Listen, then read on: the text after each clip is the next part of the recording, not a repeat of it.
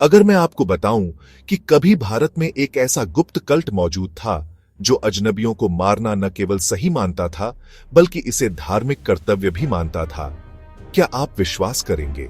कल्पना कीजिए, आप 18वीं सदी में भारत की धूल भरी सड़कों पर सफर कर रहे हैं। आप कहीं रुकते हैं, कुछ साथी यात्रियों से मिलते हैं, वे आपके साथ खाना खाते हैं, कहानियां सुनाते हैं, आपके सामान में मदद करते हैं। लेकिन रात होने पर एक रुमाल धीरे से आपके गले में लपेट दिया जाता है। कुछ ही पलों में आप मर जाते हैं, मां काली को बलिदान के रूप में अर्पित। यह कोई कहानी नहीं, सच था। सदियों तक ठाकुगी कल्ट भारत की सड़कों पर छाया हुआ था, यात्रियों को हजारों की संख्या में मारता रहा।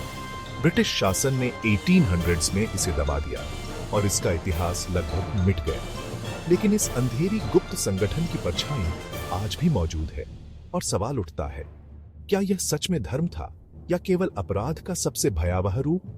यह है ठाकुगी कल्ट की कहानी, भारत का सबसे भयानक गुप्त समाज। ठाकुगी शब्द हिंदी और उर्दू के ठग से आया है, जिसका मतलब होता है धोखेबाज। ये कोई खुले योद्धा या डाकू नहीं थे। ये चुपचाप काम करते थे, यात्रियों के समूह में घुल मिल जाते थे, उनका भरोसा जीतते थे और फिर अचानक हमला कर देते थे। ठाकुगी की शुरुआत अस्पष्ट है। कुछ विद्वान इसे 13वीं सदी दिल्ली सल्तनत के समय मानते हैं। कुछ का मानना है कि यह इससे भी पहले मौजूद थे और देवी पूजा के प्राचीन अनुष्ठानों से जुड़े थे। हम इतना जानते हैं, 17वीं और 18वीं सदी तक ठाकुगी पूरे भारत में फैल गए थे। बंगाल से लेकर दक्कन, गुजरात से उत्तर प्रदेश तक ठग हर जगह थे। लेकिन ये आम अपराधी नहीं थे, ये खुद को धार्मिक भाईचारा मानते थे जो काली माता की सेवा में लगे थे।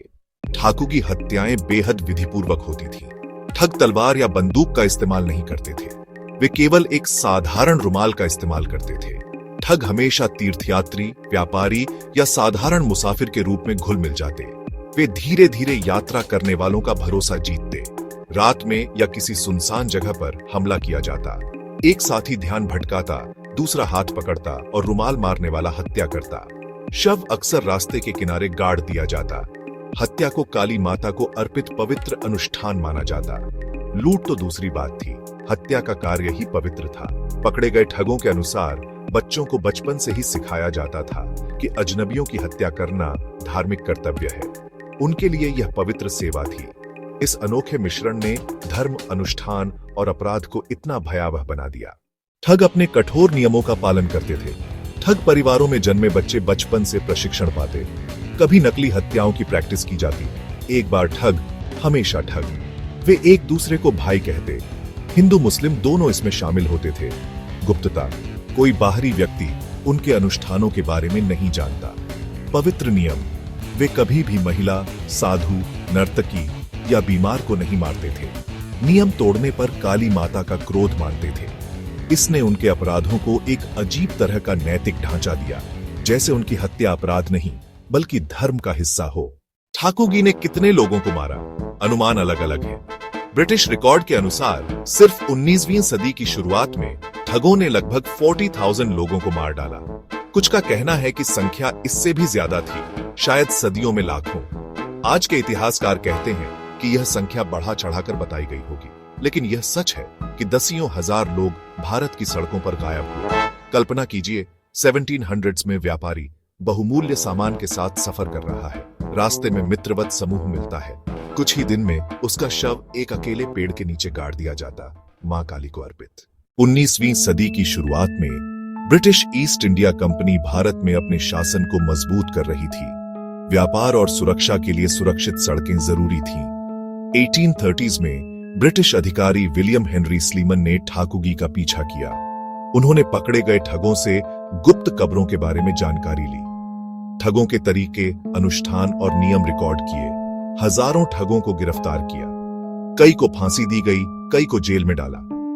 1840s तक ठाकुगी कल्ट को आधिकारिक रूप से खत्म घोषित कर दिया गया। लेकिन सवाल है, क्या वे सच में गायब हो गए या कुछ लोग चुपके से बच गए? सबसे बड़ा सवाल, क्या ठग सच में धर्म के लिए थे या अपराध के बहाने? धार्मिक पक्ष, ठग खुद कहते थे कि वे काली माता की सेवा कर रहे हैं। उनके अनुष्ठान, प्रार्थना और नियम उनके सच्चे विश्वास को दर्शाते थे। अपराधी पक्ष, फिर भी वे हमेशा अपने पीड़ितों को लूटते। क्या धर्म सिर्फ बहाना था? शायद सच कहीं बीच में है। धर्म और अपराध इतने घुल मिल गए कि अलग करना मुश्किल था। ब्रिटिशों के दबाव के बाद ठगों की कहानी धीरे धीरे भुलाई गई। ब्रिटिशों ने इसे सिविलाइजेशन ने जंगली भारत पर विजय पाई जैसा प्रचारित किया, लेकिन आज भी अंग्रेजी में ठग शब्द मौजूद है। हर बार जब हम कहते हैं ठग, हम असल में इस अंधेरी इतिहास को याद कर रहे हैं। कुछ ग्रामीण इलाकों में आज भी कहानियां बची हैं कि कुछ ठगों ने गुप्त रूप से जीवित रहकर कथाएं आगे बढ़ाई। तो ठग कौन थे? धार्मिक कट्टरपंथी, ठंडे खून के हत्यारे, या धर्म और अपराध के बीच फंसा भाईचारा? यह सुनिश्चित है कि सदियों तक एक अदृश्य कल्ट भारत की सड़कों पर चलता रहा, हजारों लोगों को मारता रहा, उन्हें मां काली को अर्पित करता रहा। सबसे डरावना सवाल यह है कि अगर इतनी ताकतवर गुप्त संस्था सदियों तक छुपकर रह सकती थी, तो कौन कह सकता है कि आज भी कहीं ऐसी कोई संस्था मौजूद नहीं है? इतिहास हमें यही सिखाता है, अंधेरा अक्सर सामने ही छिपा होता है। अगर आपको यह वीडियो पसंद आया हो तो लाइक करें, सब्सक्राइब करें और कमेंट में बताएं कि आप इस रहस्यमयी इतिहास के बारे में क्या सोचते हैं। ऐसी और भी रहस्यमयी कहानियों के लिए हमारे चैनल को फॉलो करते रहें।